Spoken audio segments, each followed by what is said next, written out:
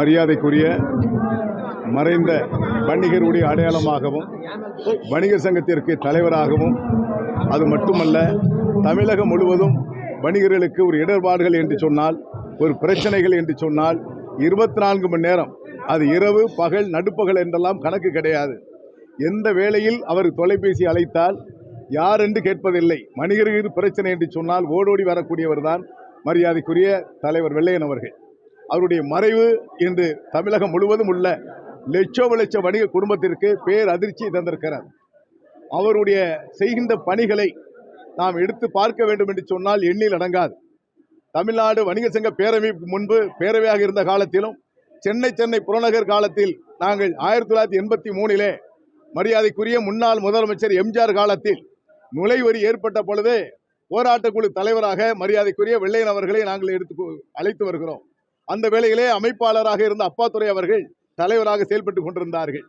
அந்த 3 நாள் தமிழகம் முழுவதும் கடைகளை அடைக்க வேண்டும் என்று சொன்ன பொழுது அதற்கு பொறுப்பேற்று அந்த பணிதனை மிக சிறப்பாக செய்தார்கள். தமிழகம் முழுவதும் 3 நாள் கடை அடைத்து அந்த நுழைவரி தடுத்து நிறுத்தப்பட்டது என்று சொன்னால் அதற்கு முக்கிய காரணம் பொறுப்பேற்றவர் மரியாதைக்குரிய வெள்ளையன் அவர்கள். அதை எந்த வணிகர்களும் எந்த காலகட்டத்திலும் எந்த வேளையிலும் மறக்க முடியாது. ஆகவே அவருடைய இழந்து வாடுகின்ற அவருடைய குடும்பத்தார், அவரை சார்ந்த நிர்வாகிகள் அனைவருக்கும் தமிழ்நாடு வணிக சங்க பேரமைப்பின் சார்பாக எங்கள் உள்ளபூர்வமான இரங்கலையும் வருத்தத்தையும் தெரிவித்துக் கொள்கிறோம். அதே போன்று அவருடைய குடும்பம், அது வணிகருடைய குடும்பம். அவர் குடும்பத்திற்கும் சரி, அவர் துணைவியாருக்கும் சரி, எந்த வேளையில் எந்த வேண்டும் என்று சொன்னாலும் தமிழ்நாடு வணிக சங்க பேரமைப்பு அவர் உற்ற தோழனாக, அந்த குடும்பத்தில் ஒருவராக தமிழ்நாடு வணிக சங்க பேரமைப்பு அவர் குடும்பத்திற்கு துணை இருக்கும் என்பதை தெளிவாக நான் தெரிவித்துக் கொள்கிறேன். இன்று அவருடைய மறைவு செய்தி நேற்று கேட்ட பொழுது தமிழகம் முழுவதும் இருக்கின்ற அனைத்து கிளை சங்கத்தினுடைய நிர்வாகிகளையும் அழைத்து இன்று மாலைக்குள் அஞ்சலி கூட்டம் நடத்தப்படுகிறது.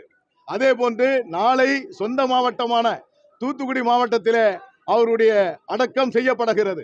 அந்த மாவட்டத்தினுடைய அனைத்து கடைகளுக்கும் விடுமுறை விட்டு அங்கு வணிகர்கள், தமிழ்நாடு வணிக சங்க பேரமைப்பு நிர்வாகிகள் முதற்கொண்டு அனைவரும் அவருக்கு அஞ்சலி செலுத்தக்கூடிய செய்தியை பேரமைப்பு செய்திருக்கிறது. தமிழகம் முழுவதும் 3 நாள் கொடி அரை கம்பத்தில் பறக்கவிட வேண்டும் என்று அறிவித்திருக்கிறோம். தமிழகம் முழுவதும் அனைத்து கிளைச்சங்க நிர்வாகிகளும் ஆங்காங்கே அஞ்சலி கூட்டங்களை நடத்தப்பட வேண்டும் என்று அறிவித்திருக்கிறோம். 1000க்கும் மேற்பட்ட சங்கங்கள் காலையிலிருந்து நடத்தி கொண்டே இருக்கிறார்கள். அந்த செய்தி வந்து கொண்டே இருக்கிறது. இது அவருடைய அடையாளம் என்பதை தமிழக மக்களுக்கும் அரசுக்கும் வெளிப்படுத்துவது என்பதை நான் தெரிவித்துக் கொள்கிறேன். அதே போன்று மாண்புமிகு முதலமைச்சர் அவர்கள் மரியாதைக்குரிய மறைந்த வெள்ளையன் அவர்களுக்கு அரசு அஞ்சலி செலுத்துமாறும் பணிவோடு தமிழ்நாடு வணிக சங்க பேரமைப்பு கோரிக்கையாக வலியுறுத்துகிறது.